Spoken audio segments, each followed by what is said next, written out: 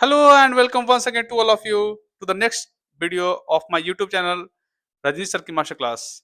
And आज जो हम टॉपिक सीखने वाले हैं, आज जो हम जिस चैप्टर के बारे में डिस्कस करने वाले हैं, वो चैप्टर बहुत ही क्रूशियल, बहुत ही इंपॉर्टेंट है और आपके दिमाग के मेसी बोलते हैं ना हौच पौच जो हो जाता है, उसको ये खत्म करेगा।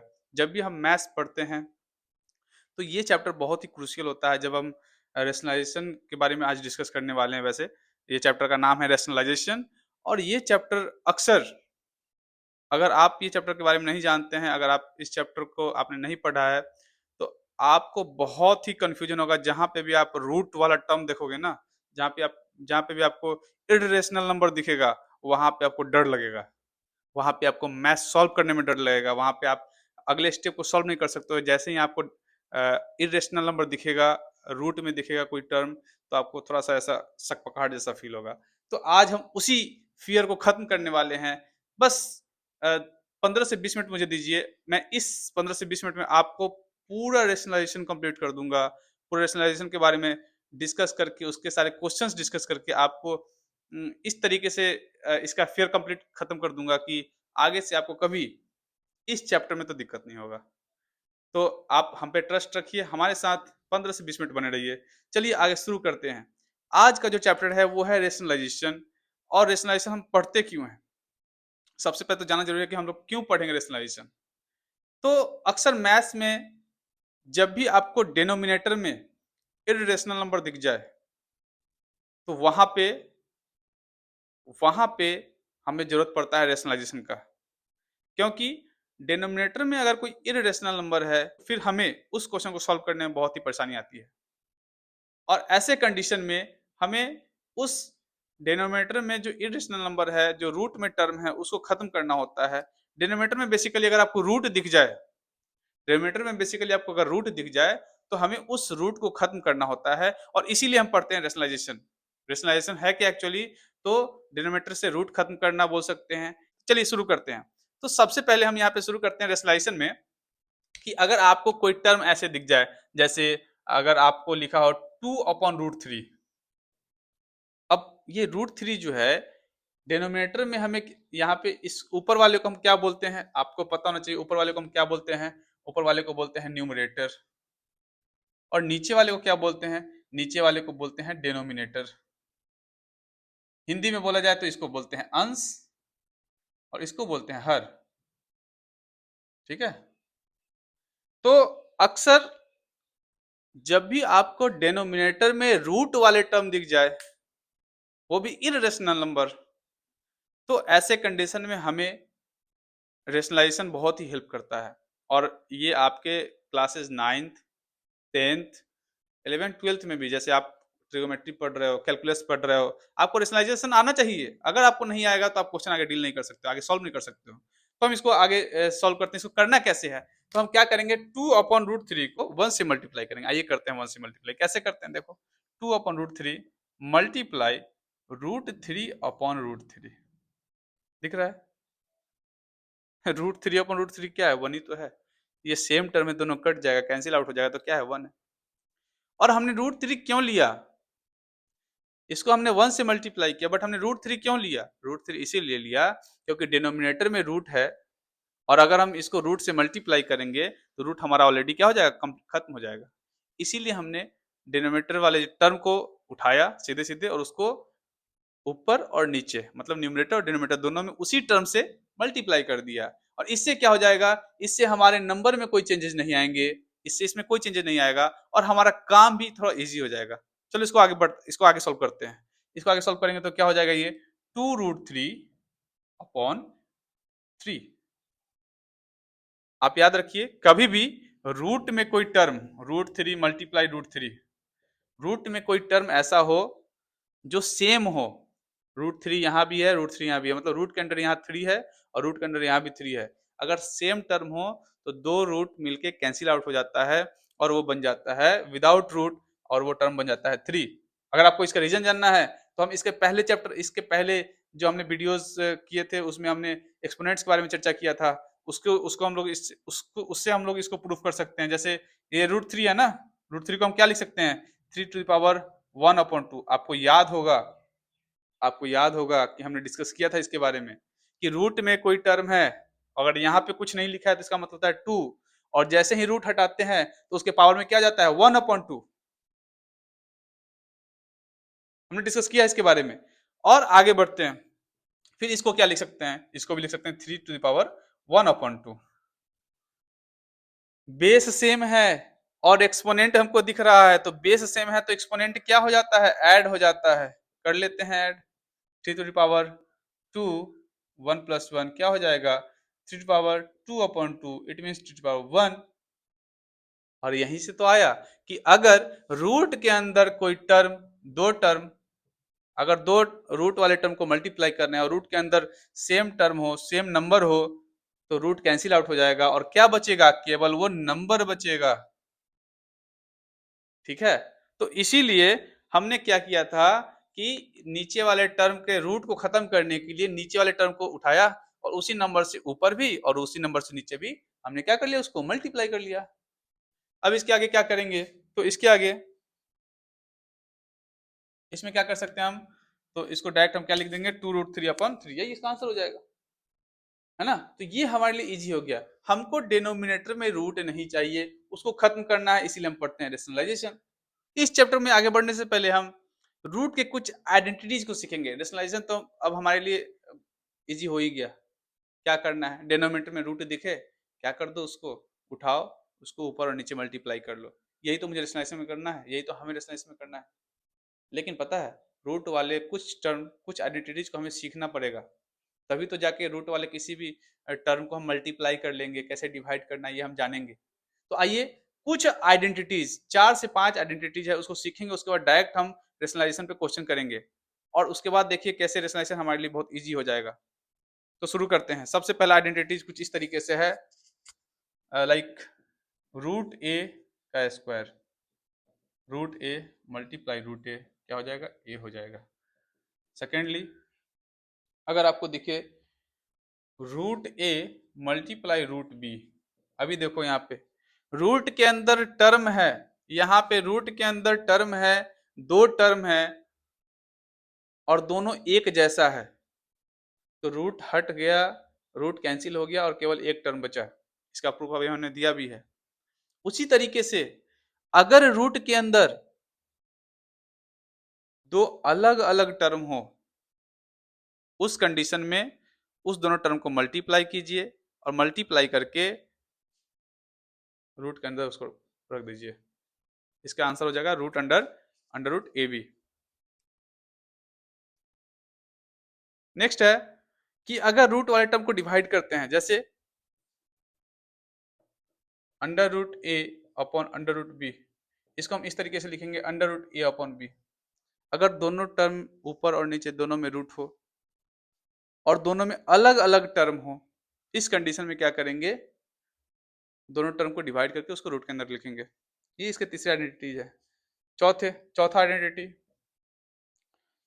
बोलता है कि अगर रूट के अंदर दो टर्म ऐसा दिखे √a + √b √a -√b, इसको क्या करेंगे। अच्छा, ये एक अलजेब्रिक आइडेंटिटीज पे आता है। एक अलजेब्रिक आइडेंटिटीज आप याद रखिएगा, पूरे रेशनलाइजेशन में दो आइडेंटिटीज आपके लिए बहुत ही हेल्पफुल रहेगा, आपको याद होना चाहिए। अगर याद नहीं है तो याद कर लीजिए। अगर कहीं आपको दिखे a + b × a - b, आपको करना क्या है a² - b²। अगर आपको कभी इस तरीके से दो टर्म एडिशन में हो, दो टर्म सब्ट्रैक्शन में हो और दोनों को एक साथ मल्टीप्लाई करना हो, तो पहले वाले का स्क्वायर कर लेना है और दूसरे वाले का स्क्वायर कर लेना है, बीच में कौन सा साइन लगा देना है, माइनस साइन लगा देना है। मतलब a² - b²। अगर आपको a + b × a - b दिखे, a + b multiply a - b, तो हम क्या करेंगे a² - b²। उसी तरीके से एक आइडेंटिटी कुछ तरीके से है a + b का होल स्क्वायर, सबको आता होगा, नहीं आता है तो देख लीजिए a² + 2ab + b²। उसी तरीके से अगर आपको दिख जाए a - b का होल स्क्वायर, सबको आता होगा a² - 2ab + b²। आपको ये तीन जो अलजेब्रिक आइडेंटिटीज हैं, इसको याद रखने हैं और यही 3 आपको बहुत ही हेल्प करेगा। जैसे आप देखो यहाँ पे under root A plus root under root B, under root A minus under root B, है कि नहीं है? अब ये इस वाले आइडेंटिटीज भी आ रहा है कि नहीं आ रहा है?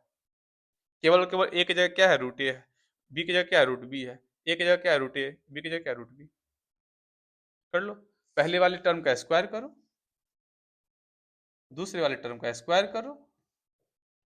अब आपको पता है कि रूट ए का स्क्वायर क्या होने वाला है? ए होने वाला है, और रूट बी का स्क्वायर क्या होने वाला है? बी होने वाला है।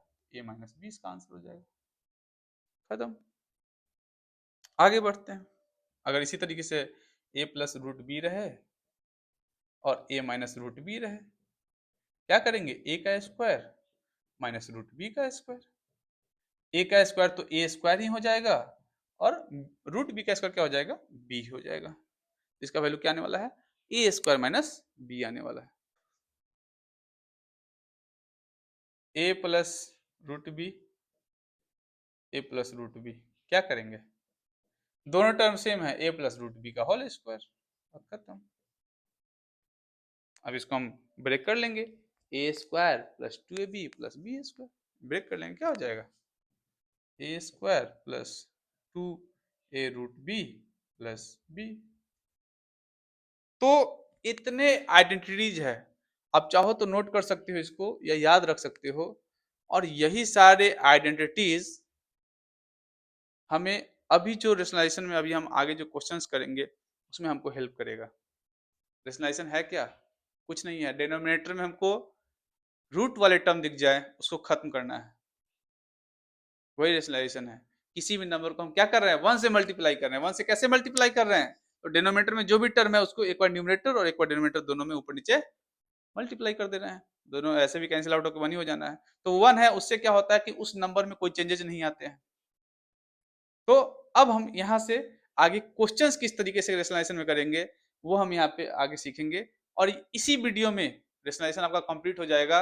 और फिर आगे अगर आप ये वीडियो ध्यान से देखे होंगे और देख लेंगे, कंप्लीट कर लेंगे, तो आपको आगे रेशनलाइजेशन में कभी प्रॉब्लम नहीं होगा, आई गारंटी यू। तो आगे बढ़ते हैं।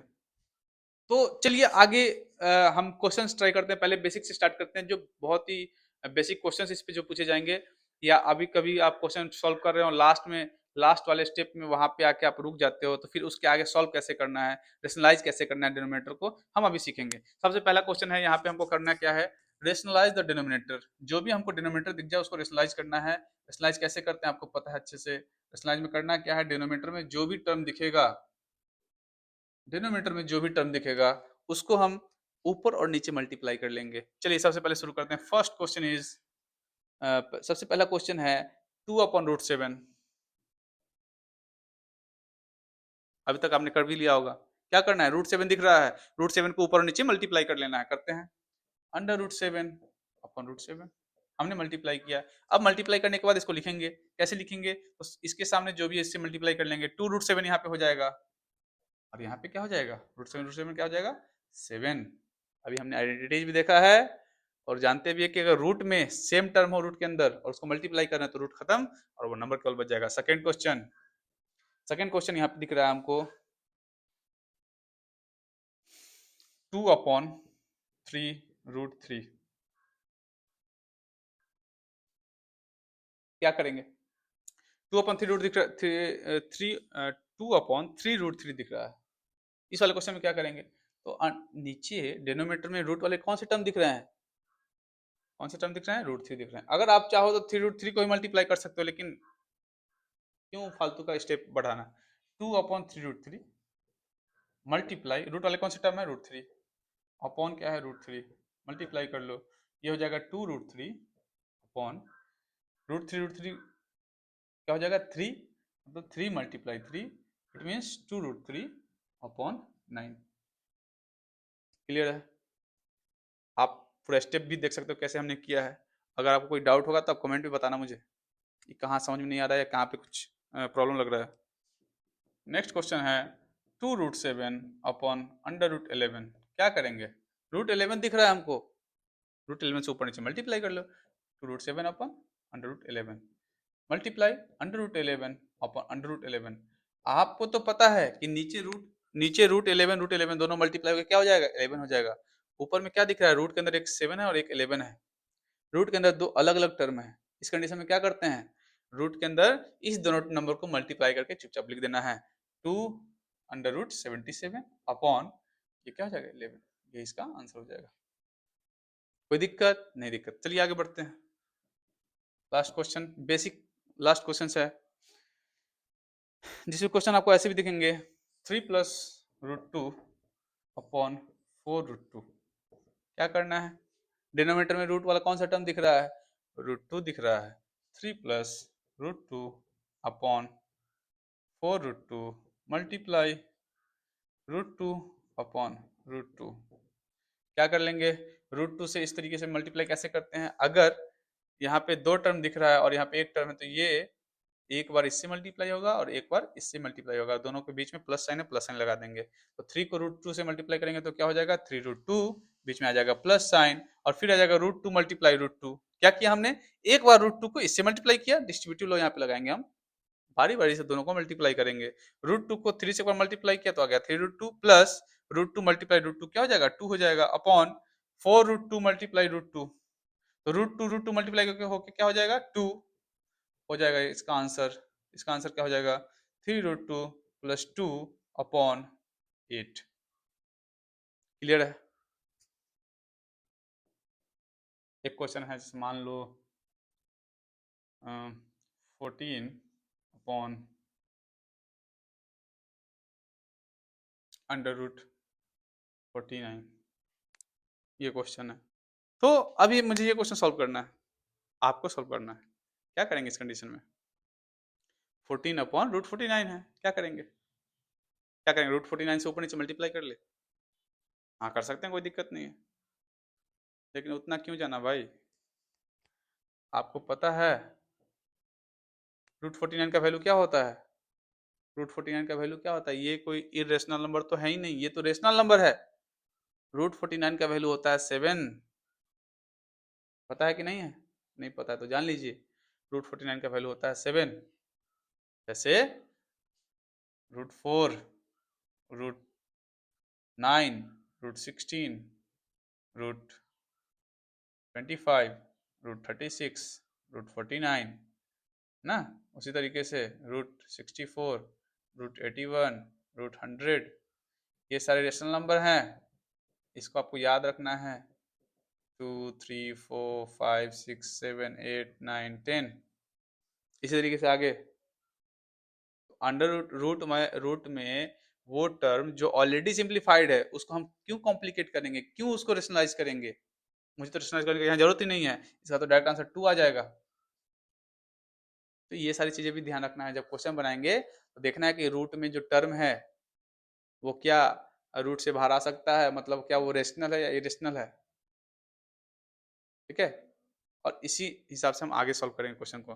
जैसे एक क्वेश्चन हमने ये दे दिया, 2+7 अपॉन √16, क्या करेंगे इस कंडीशन में, तो √16 है इसका वैल्यू, इसको हम रेशनलाइज करने का जरूरत ही नहीं, √2+7 अपॉन 4 आएगा। अब इसमें क्या होता है, इसमें जो है ये 4, इसका 9/4 आंसर हो जाएगा।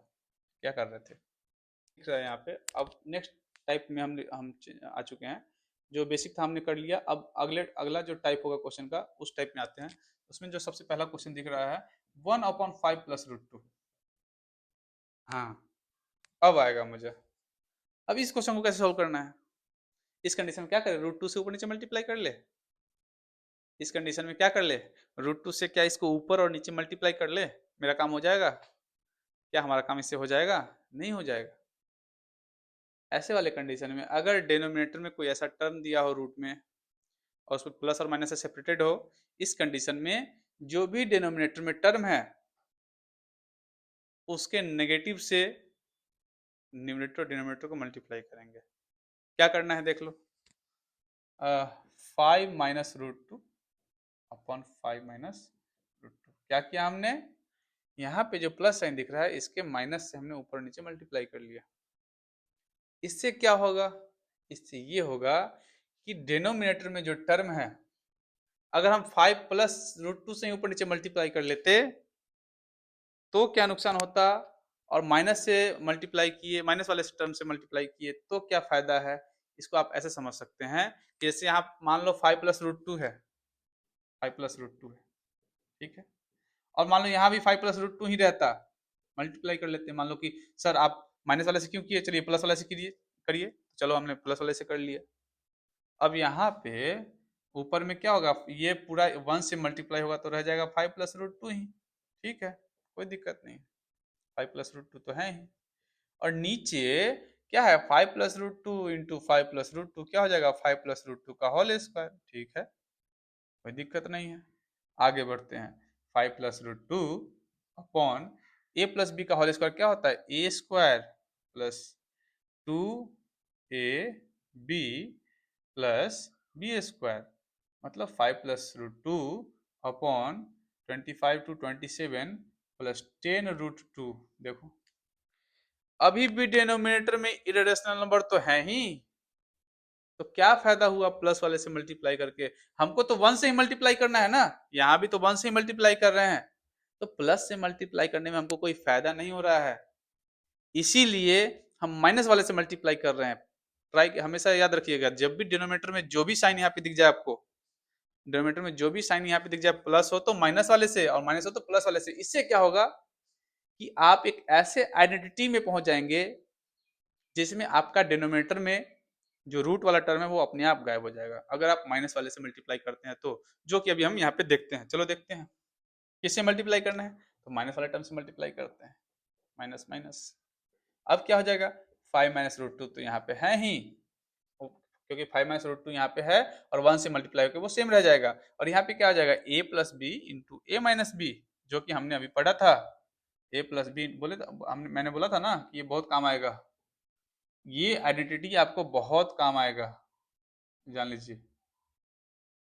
ए plus B into A minus B, यहाँ पे वही है A plus B into A minus B, ये पहला टर्म दोनों का सेम है, दूसरा टर्म दोनों का सेम है, लेकिन एक में प्लस और एक में माइनस है, तो क्या आ जाएगा, A square minus B square, 5 का स्क्वायर करते हैं माइनस रूट टू का स्क्वायर करते हैं, क्या आ जाएगा 5 minus root two upon 25 minus 4, it means 5 minus root two upon 21।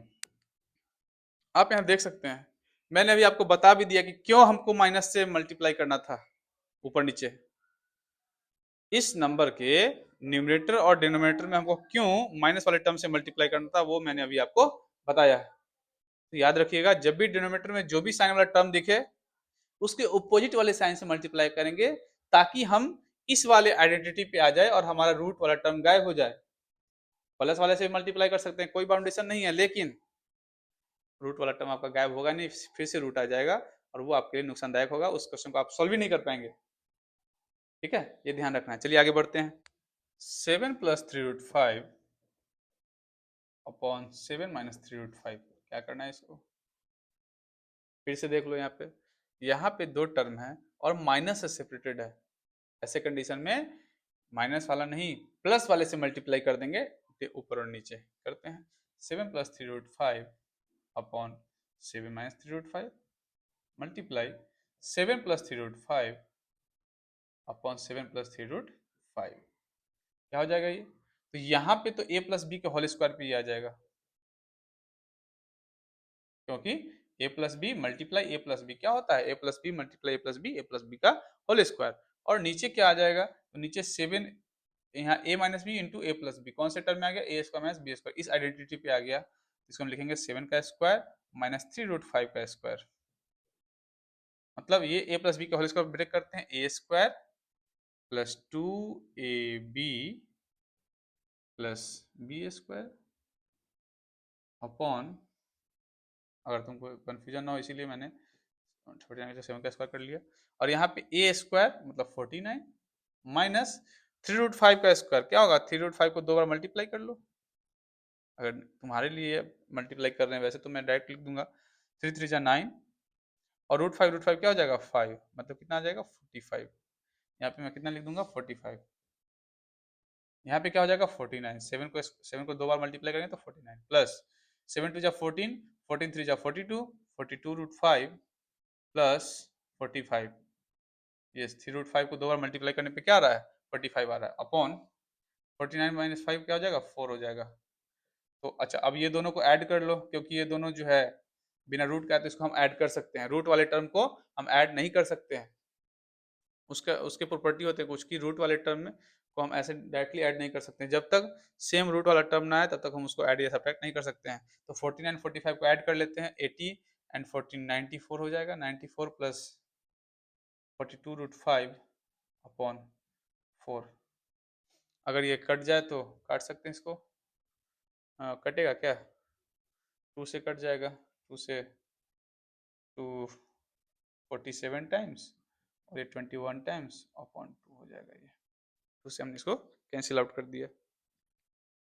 तो इस तरह के क्वेश्चन रहते हैं, यही है रेशनलाइजेशन। इसमें और क्या, थोड़ा मोड़ा और भी रूट को थोड़ा डिफिकल्ट कर देगा, बाकी नियम क्या करना है, नियम में वही है कि अगर नीचे सिंगल टर्म हो, मोनोमियल हो, एक टर्म हो नीचे, एक टर्म रूट में हो, उसी टर्म को उठाओ, ऊपर नीचे मल्टीप्लाई कर लो, जो हमने पहले क्वेश्चन किया था 3 4। और अभी हमने क्या दिखा, अभी ये बाइनोमियल है, 2 टर्म है इसमें, अभी ये बाइनोमियल है, 2 टर्म है, तो 2 टर्म दिख जाएगा, तो उसमें प्लस और माइनस देख लेना है क्या है बीच में, अगर प्लस है तो माइनस वाले से मल्टीप्लाई कर लेंगे, और अगर माइनस है तो प्लस वाले से मल्टीप्लाई कर लेंगे, यही तो करना है। This is the rationalisation. एक दो क्वेश्चन और डिस्कस करते हैं, उसके बाद रेशनलाइजेशन हमारा कंप्लीट हो जाएगा। आगे बढ़ते हैं।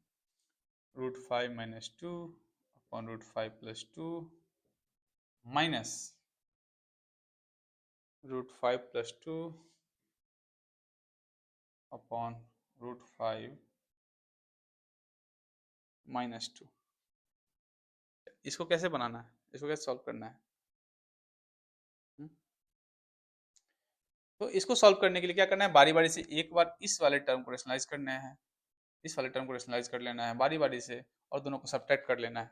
करते हैं आगे, क्या हो जाएगा, यहाँ पे प्लस है तो माइनस वाले से ऊपर नीचे मल्टीप्लाई करेंगे, √5 माइनस 2 तो है ही, अपॉन √5 प्लस 2 यहाँ लिखते हैं, और मल्टीप्लाई √5 माइनस 2 अपॉन √5 माइनस 2। फिर यहाँ, अब यहाँ पे आ गए, इस वाले में क्या दिख रहा है, यहाँ पे माइनस टर्म दिख रहा है, तो प्लस वाले से ऊपर नीचे मल्टीप्लाई कर लेंगे, तो √5 प्लस 2 अपॉन √5 माइनस 2 तो है ही, मल्टीप्लाई कर लेंगे √5 प्लस 2 अपॉन √5 प्लस 2। आगे बढ़ते हैं, यहाँ पे क्या हो जाएगा, ये सेम टर्म है, a minus B, a minus B, a minus B का whole square upon a square minus B square, √5 का स्क्वायर 5 होता है, माइनस 2 का स्क्वायर 4 हो जाएगा, माइनस यहाँ पे a प्लस बी का होल स्क्वायर, √5 प्लस 2 का होल स्क्वायर हो जाएगा यहाँ पे, अपॉन ये 5 माइनस 4 मतलब 1 हो जाएगा, 5 माइनस 4 सॉरी। अब यहाँ पे a माइनस बी का होल स्क्वायर क्या होता है, तो a square minus 2ab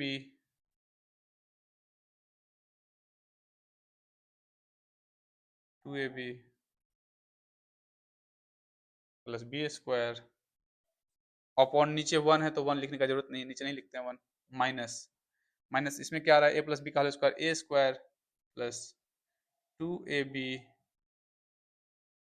plus B square, 2 का स्क्वायर 4 होता है, यहाँ पे 4 होगा सॉरी, यहाँ पे क्या हो जाएगा, 5 4 9, 9 माइनस 4√5 माइनस 9 प्लस 4√5, 9 प्लस 4√5 क्या हो जाएगा, 9 माइनस 4√5 और माइनस 9, ये ब्रैकेट में है तो माइनस से दोनों मल्टीप्लाई हो जाएगा, -9 माइनस प्लस माइनस 4√5, ये 9 वाला टर्म खत्म हो गया, अब -4√5 माइनस 4√5 क्या हो जाएगा, -8√5, यही इसका आंसर हो जाएगा। रूट वाले टर्म में जब ऐड करते हैं तो -4√5 माइनस 4√5 4 4 ऐड होके 8 हो गया, बाकी रूट वाला टर्म वैसे ही रह जाएगा, तो हो जाएगा इसका answer -8√5। 3 plus √7 upon 3 minus √7 is equals to a plus b√7, a plus b√7, and question is saying, question बोल रहा है कि find the value of a and b, find the value of a and b, A और B का value find करना है, तो क्या करना है, पहले लेफ्ट हैंड साइड रेशनलाइज कर लेते हैं और उसके बाद बारी बारी से इक्वेट कर लेंगे, 3 plus root 7 upon 3 minus root 7 multiply, अब यहाँ माइनस वाला टर्म है, किससे मल्टीप्लाई करेंगे? प्लस वाले टर्म से मल्टीप्लाई करेंगे। सबको उठाओ, रख दो, बीच में प्लस साइन लगा दो, बात खत्म। 3 plus root 7 is equal to A plus B root 7। यहाँ से ये क्या हो गया? ए प्लस बी का होल स्क्वायर, 3 प्लस रूट 7 का होल स्क्वायर अपॉन ये क्या हो गया? 3 का स्क्वायर माइनस रूट 7 का square is equal to A plus B root 7। यहाँ से आगे बढ़ते हैं, यहाँ से आगे क्या है? ये ए प्लस बी का होल स्क्वायर है, तो ए स्क्वायर मतलब 3 का स्क्वायर 9 होता है, प्लस 2ab प्लस रूट 7 का स्क्वायर क्या होगा? 7 हो जाएगा, अपॉन 3 का स्क्वायर होता है 9, रूट 7 का स्क्वायर होता है 7 is equal to A plus B root 7। यहाँ से 9 प्लस 7 क्या हो जाएगा? 16, 16 plus 6 root 7 upon 2 is equal to A plus B root 7। 16 है और ये 2 है। अब क्या करेंगे? 2 से इस दोनों को डिवाइड कर लेंगे बारी बारी से। यहाँ पे ऊपर में 2 टर्म है, नीचे में 1 टर्म है, तो ये एक टर्म जो है दोनों से बारी बारी से डिवाइड हो जाएगा। तो यहाँ पे 2 को 16 को 2 से डिवाइड करेंगे तो 8 आएगा, और यहाँ पे 6 रूट 2 क्या हो जाएगा? 3 रूट 2 हो जाएगा is equal to A plus B root 7। यहाँ तक हो गया। इसके बाद क्या करेंगे कि यहाँ पे एक ए को 8 से इक्वेट कर लेंगे, बी रूट 7 को 3 रूट 2 से इक्वेट कर लेंगे। तो यहाँ पे ए इक्वल टू हो जाएगा 8 एंड बी रूट 7